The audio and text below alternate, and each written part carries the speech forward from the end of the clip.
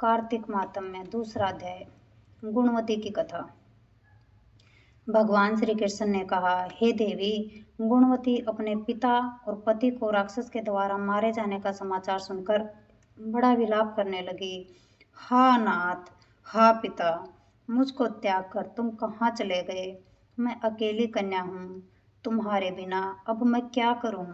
अब मेरे भोजन और वस्त्र आदि की व्यवस्था कौन करेगा? घर में स्नेहपूर्वक मेरा पालन पोषण कौन करेगा? मैं कुछ नहीं कर सकती। मुझ विधवा की रक्षा कौन करेगा? मैं कहाँ जाऊँ, कहाँ रहूँ? मेरा तो अब कहीं ठिकाना नहीं रहा।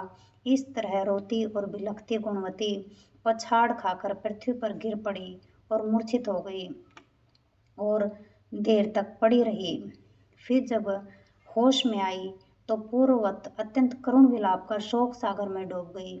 जब कुछ संभली तो उसे ध्यान आया कि मेरे पिता और पति की मृत्यु के पश्चात उनकी क्रिया करनी चाहिए जिससे उनकी गति हो सके।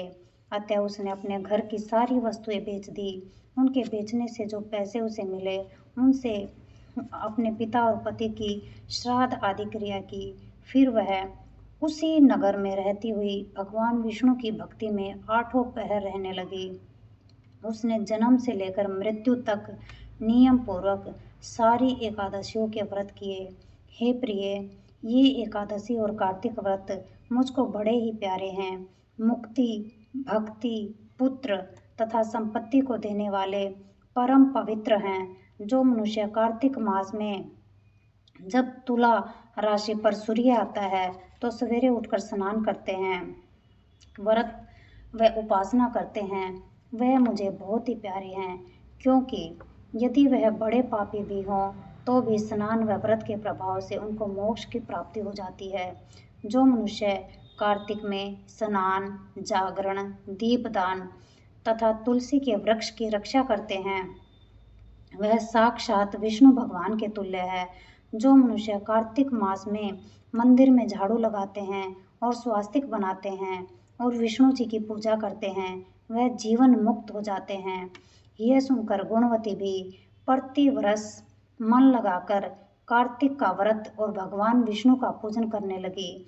हे प्रिय, एक बार वह जवर से ग्रस्त थी और दुबली हो गई थी, फिर भी किसी न किसी प्रकार गंगा स्नान के लिए चली गई।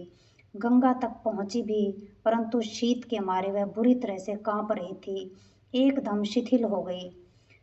तब वह मेरे दूतों के द्वारा मेरे धाम में आई। उसके पश्चात ब्रह्मा आदि देवताओं की प्रार्थना करने पर जब मैंने कृष्ण का अवतार लिया तो उस समय मेरे गण भी मेरे साथ आए। वह सब इस पृथ्वी पर यादव बने। तुम्हारे पिता, जो कि पूर्व जन्म में देव शर्मा थे, इस समय स्त्राजित है। पूर्व जन्म में चंद्र शर्मा, जो तुम्हारे पति थे, अब वह आकू है। और हे भामिनी, तू ही वह गुणवती है। यह कार्तिक व्रत का ही प्रताप है जिससे कि तू मेरी अर्धांगिनी बनी। पूर्व जन्म में तुमने मेरे मंदिर के द्वारे पर तुलसी का पौधा लगाया था। वह इस समय तेरे महलों के आंगन में कल्प वृक्ष के रूप में खड़ा है। तुमने जो उस जन्म में दीप दान किया था, उसके कारण तुम्हारी देह सुंदर है, तुम्हारे शरीर में शोभा है और घर में साक्षात लक्ष्मी निवास करती है। तुमने चूंकि पूर्व जन्म में अपने समस्त व्रतों का फल पति स्वरूप विष्णु भगवान को अर्पण कर दिया था, उसी के प्रभाव से तुम इस समय मेरी प्रिय भामिनी हुई हो। पूर्व जन्म में आजीवन तुमने जो नियम से कार्तिक मास के व्रत किए, उसका यह प्रभाव है कि मेरा और तुम्हारा कभी वियोग नहीं होगा। इस प्रकार जो कोई कार्तिक मास में व्रत आदि करते हैं, वह मुझे तुम्हारे ही समान प्यारे हैं। वह लोग जो कि दूसरे जप तप यज्ञ दान आदि करते हैं, कार्तिक मास में किए गए व्रत के सामने उनका फल बहुत थोड़ा होता है, यानी कार्तिक मास के व्रतों का 16वां भाग भी नहीं है। इस तरह से सत्यभामा भगवान श्री कृष्ण चंद्र जी महाराज से अपने पूर्व जन्म के पुण्य का प्रभाव सुनकर अति प्रसन्न हुई। जय हो भगवान। सुख शांति, सुख शांति, सुख शांति।